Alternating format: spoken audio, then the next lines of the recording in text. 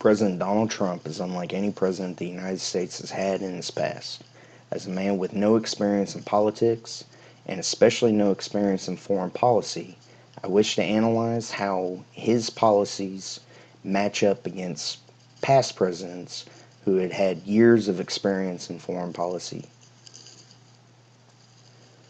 Walter Russell Mead, a historian and political scientist, in 2001 wrote a book entitled Special Providence, in which he analyzed how America's foreign policy, while criticized by the world as being cumbersome and unguided, was managed to pave a way through and become a hegemonic superpower within 200 years of its creation.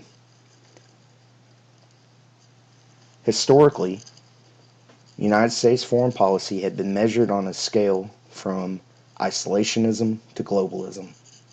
Walter Russell Mead included a scale from realist to idealist using international relations theories.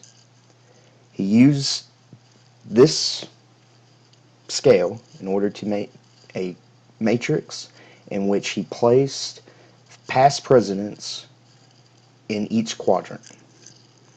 The first quadrant, Jeffersonian, is named after Thomas Jefferson. Jeffersonians stress caution in foreign affairs and favor the least costly and dangerous methods of safeguarding the U.S. democracy in dangerous world. Mead places Jefferson and Jeffersonians in a isolationist and idealist quadrant of the matrix. Next is Wilsonian, named after Woodrow Wilson. Wilsonians are identified with policies that spread U.S. values around the world. Wilsonian objectives are viewed not just as moral duty, but also a practical duty. Wilsonian, according to Mead, is people that identify as idealist and globalist. Next is Jacksonian, named after Andrew Jackson. Jacksonians are identified with the populist element in U.S. foreign policy. Jacksonians respond to such passions such as honor, independence, courage, and military pride. They provide the nation's martial class. According to Mead, Jacksonians are placed in isolationism and realist form of foreign policy. Finally, we have Hamiltonian. Hamiltonians push for policies that stress the needs of industry and commerce. Hamiltonians appreciate the British world order and advocate the U.S. replacement of Britain in this task. Hamiltonians are considered to be realist and globalists. Ronald Reagan had a famous ad in which he outlined his foreign policy. There is a bear in the woods. For some people, the bear is easy to see. Others don't see it at all. Some people say the bear is tame. Others say it's vicious and dangerous. Since no one can really be sure who's right, isn't it smart to be as strong as the bear? If there is a bear.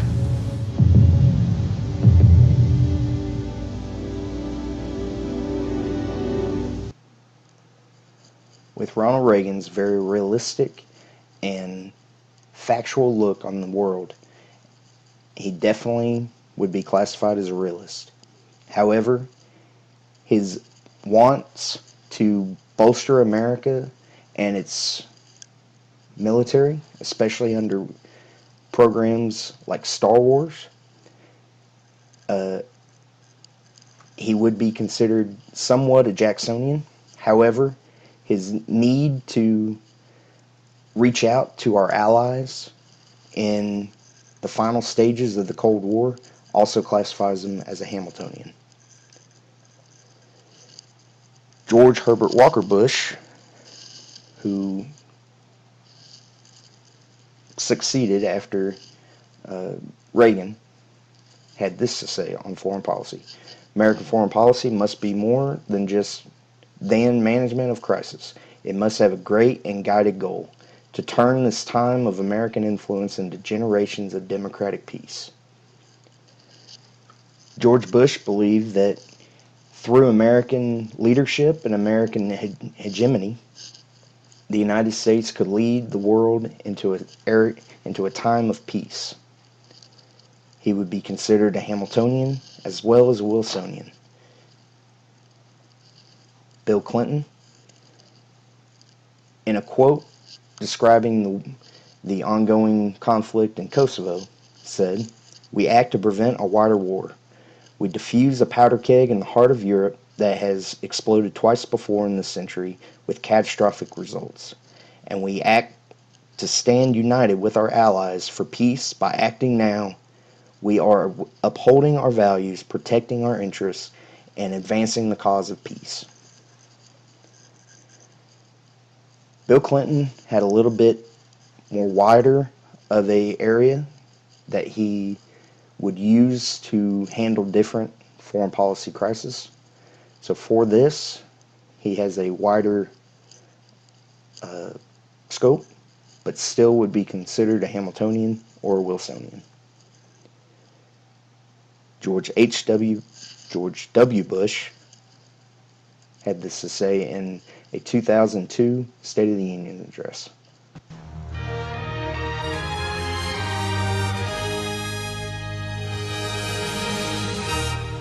In the aftermath of the terrorist attack on September 11th, when President Bush went before the Congress in 2002, he defined the axis of evil, meaning Iran, Iraq, and North Korea. States like these and their terrorist allies constitute an axis of evil, arming to threaten the peace of the world. Axis was such a loaded word, however, because the Axis powers in World War II had been Italy and Germany and Japan. The idea that the world was now divided into Axis powers and Allied powers seemed to suggest a war coming on, which indeed was the truth. It is both our responsibility and our privilege to fight freedom's fight.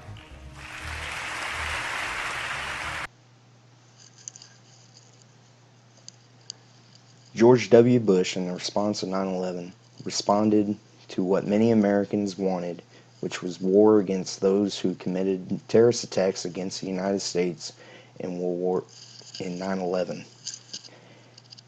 He did, however, wish to seek to spread U.S. democracy around the world in programs of nation building. So while he did respond to populist movements in a Jacksonian manner, he did do a lot to spread U.S. influence and democracy around the world, which would lead him to be a Wilsonian. Barack Obama, in a debate in 2012 against Mitt Romney for the U.S. presidential election, said this.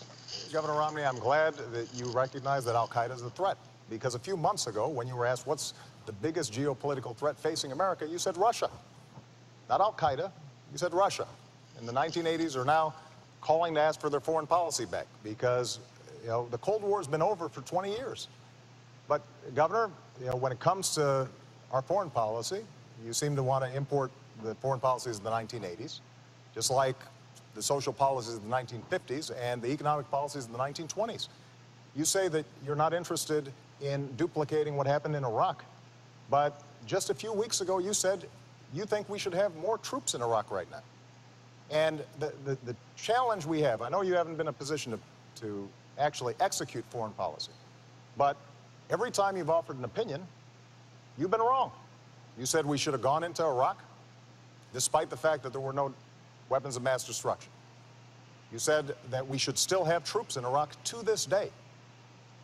You indicated that we shouldn't be passing nuclear treaties with Russia, despite the fact that 71 senators, Democrats and Republicans, voted for it. You said that first we should not have a timeline in Afghanistan, then you said we should, now you say maybe, or it depends, which means not only were you wrong, but you were also confusing and sending mixed messages both to our troops and our allies. So What we need to do with respect to the Middle East is strong, steady leadership, not wrong and reckless leadership that is all over the map.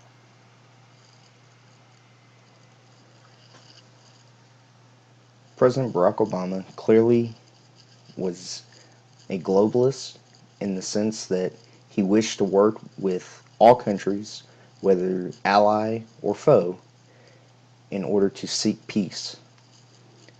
He was also an idealist, believing that countries that the United States has had a rivalrous past with would and had changed in the relationship with the United States.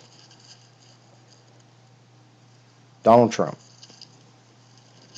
Donald Trump is hard to identify where he stands because oftentimes his rhetoric changes and his rhetoric and his actions do not match.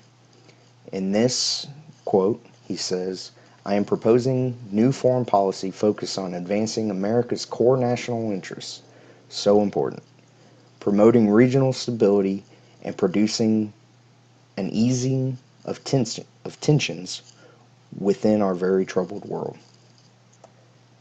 I believe Donald Trump rhetorically is a Jacksonian, responding to any threats that may arise. However, in practice, he is much more of a Hamiltonian.